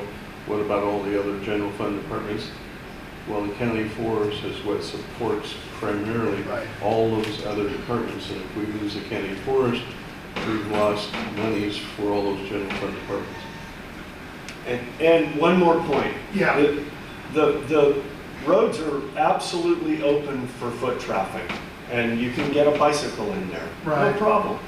Right, some of them though, like the mining area where I go shooting right up above Baloney's Ranch, you know, just south of Baloney's Ranch. I go shooting up there, and we've actually have pulled garbage out of there. And we had an agreement with the guy who went and collected trash. He had the youth kids there picking up trash. We told him we would pull the garbage in, we'd set it aside, and you know, you guys know Jim Bice, he would call them and get that stuff picked up. We need a work session on this before any decision is made. I would definitely agree with that, and I would heavily advertise it. And because I agree with you, people need to be responsible. And if we're going to use those lands, I'm one who's more than happy to participate in something that helps either watch them or clean them up. One of those two things, and I think we can do both. And yeah, I think there may be technological things we can do, as much as putting cameras at because many of these places only have one entrance to get in and out of, so maybe we could put up a camera. The problem is I know the expenses. Not just the expense, it's not the big deal. It's they go and steal. Yeah. And I want it dead or alive sign. Well, even at night, they have infrared cameras. Yeah. They go and cut them off the trees. And that was one of the things take them home with them. You know, we had discussed that in another meeting, private meetings, we had discussed this coming up. And that was what they had said, that a lot of times the cameras just disappear. Yeah. And so, yeah, you know, and like I told you, maybe, and I'm joking about the one at dead or alive, but maybe a reward system for people who catch these people, and finding a way to admonish these people who are doing this. This is just absolutely horrible. And if anyone needs wood, I'm sure there are places where we could get wood for people who need it, right? Yeah. There's plenty of, permit from the county. There's plenty of slash that could be harvested from, and that would be an actual enhancement. But you know, on this issue, I'm always brought back around. Well, first I'll say that it is, whatever the ultimate solution suite is, it's going to be a suite. It's not going to be just one thing. It's going to be a whole bunch. And accountability is a part of it. But it always comes back to me to this radio ad that former Commissioner Gordon Ross used to run, and he said, you know, this is years ago. The number is way different today. Coos County could save over $10 million a year if only everybody would live by the teachings of Jesus. Yeah. And that is truth. You know, they used to have another expression as a dairy farmer. He used to say that he milked the cows in the morning and milked the taxpayers in the evening. So, you know, Gordon was a good one for that. But Bob, I want to thank you for bringing back these public comments. I want to thank you for being lax on the time that you've been giving. And I want to thank you for putting them at the end of the meeting.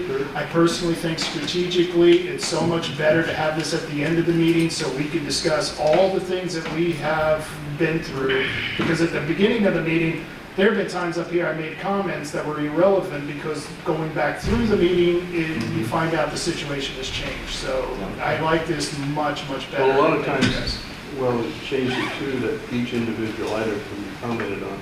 But then as you're sitting there and thinking about something that was on the agenda, right, and then later on you go, hey, what about? Yeah, it's a better deal. Thank you guys. Yes. I'm going to make it quick. I'm starving. Hello, Diane. I'm Diane, and I love IT. I work in IT, but sometimes you have to change it and you have to go with people. I was a consultant to Essex Construction in Lane County. They had problems like what you have with the forest areas, but they have them with their construction sites. So they used people. They had homeless people who worked in their RV, and they put a porta potty there, and they paid them to watch their areas. And that's what you need to do with that road. You have a whole bunch of people living in motorhomes that haven't got any place to go. It's a great idea. put them in. That's what we did with Essex, and it made it so that we solved the county's problem of moving them or having them have nowhere to stay. And they had a small amount of money, which what you're paying for right now for your garbage removal. Thank you. Mr. Thompson, I just wanted to, you get a second shot at this? I just wanted, yeah, this is a short read. Well, public comments on that. I'm not going to go into what to do to force what she said, but I actually used to let an old guy live right there at the Humane Society where the dog plant is now. That road came out there, he lived there for years, and he'd open the gate for us to go in and out hunting. But what I was going to say, every time you change something, you put the problem somewhere else. You can ask that fellow over against the wall, I don't know his name, I saw him and 3 or 4 people down there with trucks loading up the garbage that they picked up in the forest now. They're dumping there on the Red Dock Road or down towards where Lance Morgan used to live. And if you go from Libby to Charleston, you'll see everything. So you're moving it somewhere else. And so it's not a real good solution just to lock the gates. I've been around here a long time. I don't see, I know I was hunting here in 62, 64, and the county forest roads were all open. I don't see it, there's more garbage now than there was then, to be honest with you. Thank you very much. Okay, anybody else in here in the audience? Yes, ma'am? Hi. Okay, 'cause I know it's a long day, a long meeting, but I'm Rayleigh Cousins, I live in Coos County, Saunders Lake area. I was just going to say I thank you for the outreach meeting that you had in Lakeside, and I look forward to the others. I think that's a great idea. I believe that I was there as well, and Julie Brecky was simply responding to the charge that it was a false election, which you all won at. One of the chargers who had said it was a false election did win, and that is because we have a very reliable and well-run elections in this county by mail. And so all of the information can be found at the Coos County website, and there's a whole ton of information at that site. So I encourage you to support Coos County elections, and I thank you for all that you do. Much appreciated. Okay. So along that line, April 13th,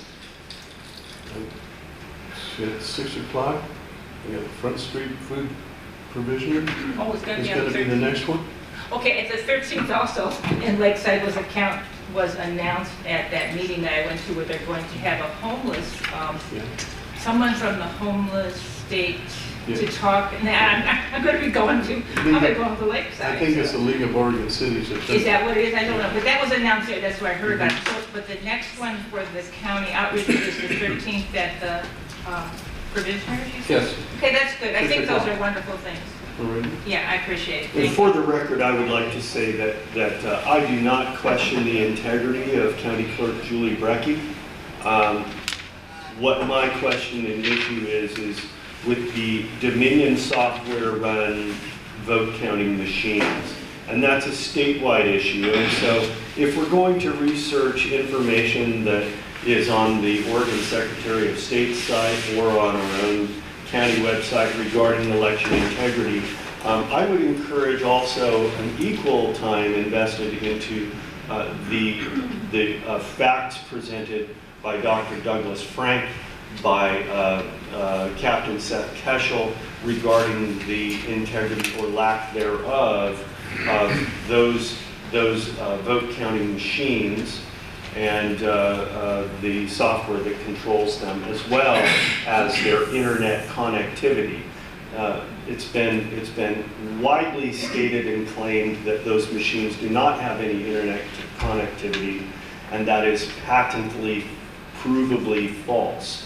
So, there are issues in the elections, and I hope that all of us want nothing other than absolute transparency, honesty, and integrity in our elections. That's certainly, if that's not our common interest, it certainly should be.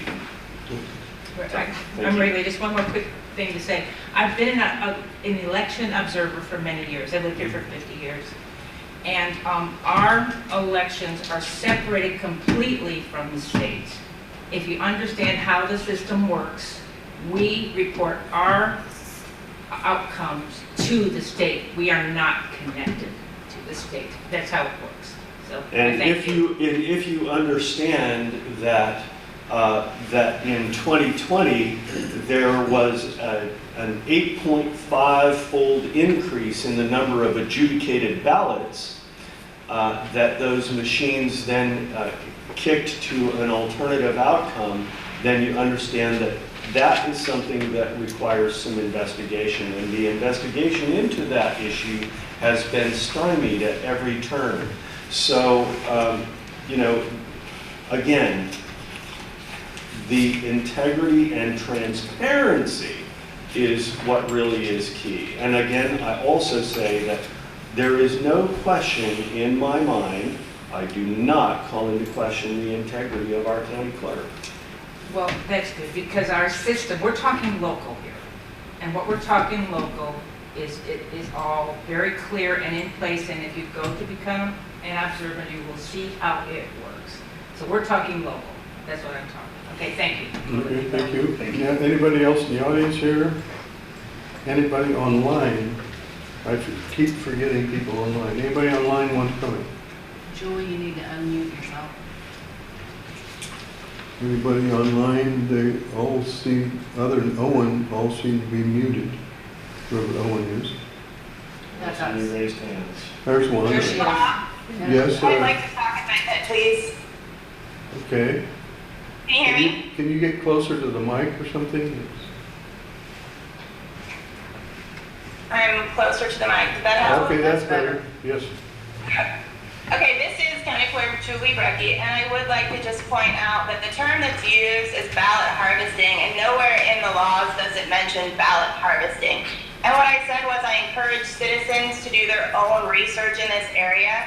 In Oregon, ballot collection is illegal, and there are different categories of what ballot collection means. So that's why I encourage people to do the research, because it depends on what state you're on, what state you live in, to determine what is allowed for ballot collecting. Ballot harvesting has been a term that I stay away from because it's used to imply that something nefarious is taking place, just like organ harvesting. Ballot collection is not a nefarious thing, and if you're not okay with the process of ballot collection, that is not a city or county-wide issue. That's something that you need to look at on a state level and do your own research. In Oregon, you are allowed to give your ballot to a person that you specify takes your ballot to the ballot box. That would be like if you are married and you want to take your spouses to the ballot box and they say, yes, you are the person that I allow to take it to the ballot box, then you can take it. The reason for this is because of things like that, husband-wife taking it, or maybe you have an elderly person that wants to vote and they need you to take it to the ballot box for them. If you're not comfortable with someone else taking your ballot, you do not need to specify someone else to do it. Take it yourself. But as far as the term ballot harvesting goes, it's not anywhere written in the law. It's called ballot collection, and that's why I encourage everyone to do their own research so that they can feel comfortable with their process. As far as the comments that Commissioner Taylor made, I appreciate your support on our election integrity locally. And I, again, would encourage to say that anyone can make allegations around elections as far as our machines go, but they do have to go through quite a bit of process. One, they have to pass a process at the state level, federal level. They also have to, we test our ballots each time we do an election before we run through actual ballots. We do test ballots. The members of the community are invited to observe that. If they would like to see it, we post the dates of those on our webpage. And we encourage people to be a part of the process so they can see how elections are run. I believe that you will find that our elections are run very securely. If you have questions about any of that, I encourage you to call my office, or again, sign up to be an observer, or come in and observe the process when it's open to the public. Okay, anybody else? With that, we are adjourned. Thank you, everybody.